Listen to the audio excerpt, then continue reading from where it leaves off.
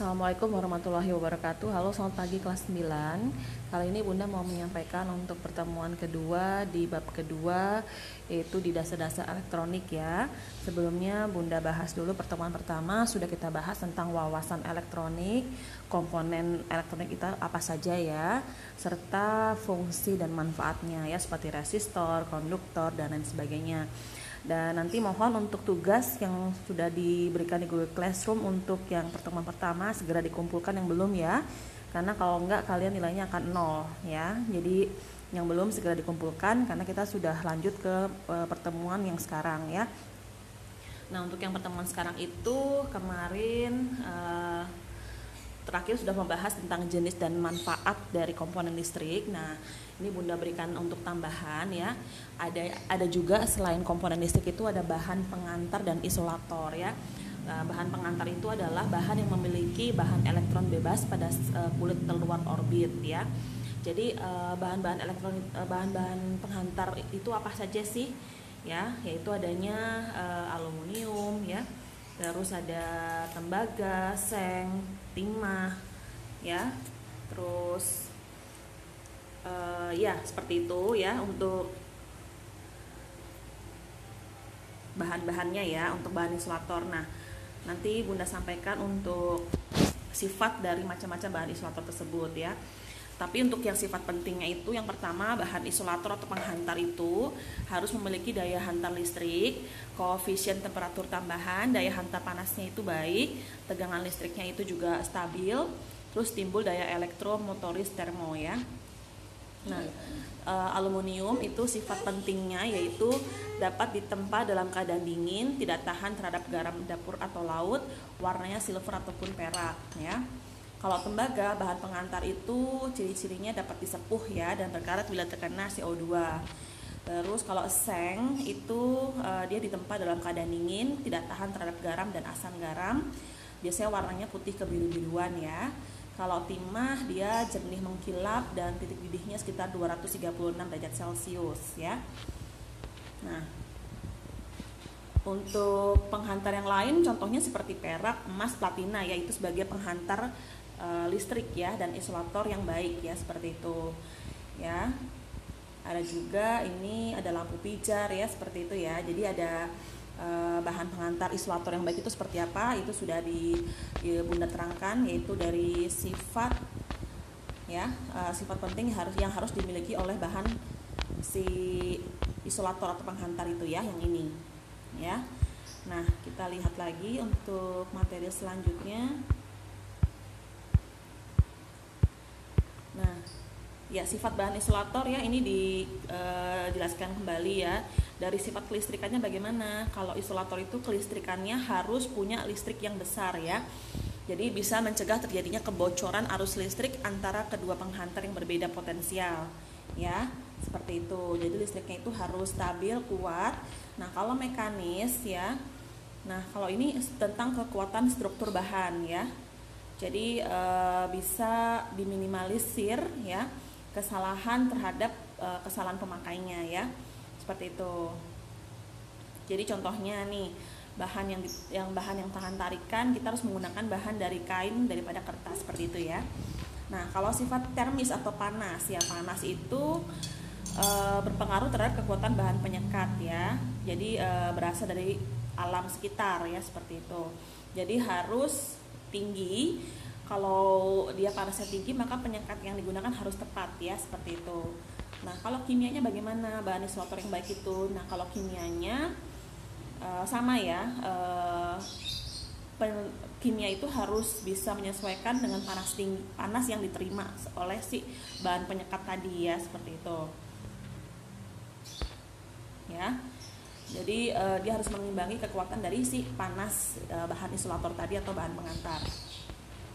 Nah, itu sudah ya anak-anak ya, tambahan untuk yang pertemuan pertama tentang dari sifat isolator dan bahan pengantar yang baik ya. Nah, kali ini untuk yang pertemuan sekarang Bunda mau sampaikan tentang konsep elektronika. Ada dua, yaitu elektronika analog dan digital ya. Nah, analog itu apa sih anak-anak? Yaitu sinyal listrik yang bersifat kontinu ya. Contohnya jam tangan, kamera ya, alat-alat perkusi ya, seperti itu, komputer analog ya. Nah, jadi pokoknya intinya sinyal analog itu sinyal data dalam bentuk gelombang yang kontinu ya, seperti itu.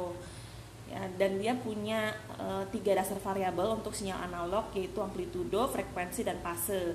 Amplitudo itu ukuran tinggi rendahnya tegangan ya dari si sinyalnya analog. Terus kalau frekuensi itu jumlah gelombang yang diterima per detik ya. Terus fase itu besar sudut dari sinyal analog ya. Nah, kelebihannya itu apa sih analog dibanding digital? Yaitu tidak mudah dimakan usia, biayanya murah, dan bisa dapat uji ketepatannya ya. Nah, tapi kekurangannya nggak efisiensi serta lambat pemakaian ya. Nah, bedanya apa dengan digital? Kalau digital itu ya berarti dengan elektronik ya, dari penjabaran aljabar bulan ya, digunakan dalam komputer seperti telepon genggam, terus berbagai produk konsumen yang lain ya, seperti itu. Nah, contohnya kamera digital, kalkulator, modem ya, handphone, seperti itu ya. Kelebihan teknologi digital itu apa sih? Yaitu memberikan kemudahan, terus error mesin selalu bisa dikoreksi, terus memproduksi data terbatas. Tapi kekurangannya apa? Untuk teknologi digital itu dia malas berpikir karena sudah by system ya, terus nggak tahan lama, memerlukan sinkronisasi. Ya, itu untuk materi konsep digital dan konsep analog dari konsep elektronika ya. Nah, kita masuk ke sistem pengendali anak-anak. Nah, di mana-mana kalau namanya listrik harus ada pengendalinya ya. Nah, ini berkembangnya dengan teknologi. Jadi sistem pengendali itu baik yang manual ataupun yang non manual, perannya sangat penting ya anak-anak ya. Nah, contohnya yaitu kalau kalian di NASA itu kan dikendalikan ya sama ruang pengendali. Terus bandara dikendalikan oleh air traffic control ya, dan lain sebagainya ya, seperti itu. Nah, sistem pengendali dari si elektronik itu apa sih? Yaitu ada test pen ya. Test pen itu digunakan untuk kegiatan elektronika. Ini alat bantu pengukuran ya. Ya, ini anak-anak bisa lihat ya, test pen itu untuk mengetes dari suatu listrik ya, apakah listrik itu ada atau tidak ya. Ada dalam test pen itu lampu petunjuk atau indikator yang memberikan tanda kalau menyala berarti ada tegangan, kalau enggak ya nggak ada ya, kayak gitu. Nah, ini kalau untuk penggunaannya jadi dipegang pada ujung jari ya, diletakkan jari telunjuk pada bagian atas ya, seperti itu ya. Jadi pokoknya perhatikan untuk lampu petunjuknya, lepaskan test pen dari pengantar yang diuji. Nah, yang kedua solder. Kalau alat listrik lagi yang alat pengendali listrik itu pertama solder. Nah, solder itu apa sih? Yaitu alat bantu merakit atau membongkar rangkaian elektronika pada rangkaian yang terdapat pada papan PCB. Ya, ini mengubah energi listrik menjadi energi panas. Kayak gini anak-anak ya. Dari listrik ke panas ya. Oke. Ini bisa juga sebagai jumper ya, alternatif jumper untuk mengetes adanya listrik atau tidak. Terus yang ketiga, penggaris siku. Ini untuk mengukur suatu sambungan, baik siku bagian dalam maupun bagian luar ya. Kayak gitu. Terus ada palu, ini untuk pengecekan juga ya. Ya, ini dari bahan-bahan elektronik juga. Gunting untuk memotong seng ya, atau ada berkaitan dengan elektronik ya, palu, gunting, ketam. Ini ketam seperti ini berfungsi memperhalus permukaan kayu ya.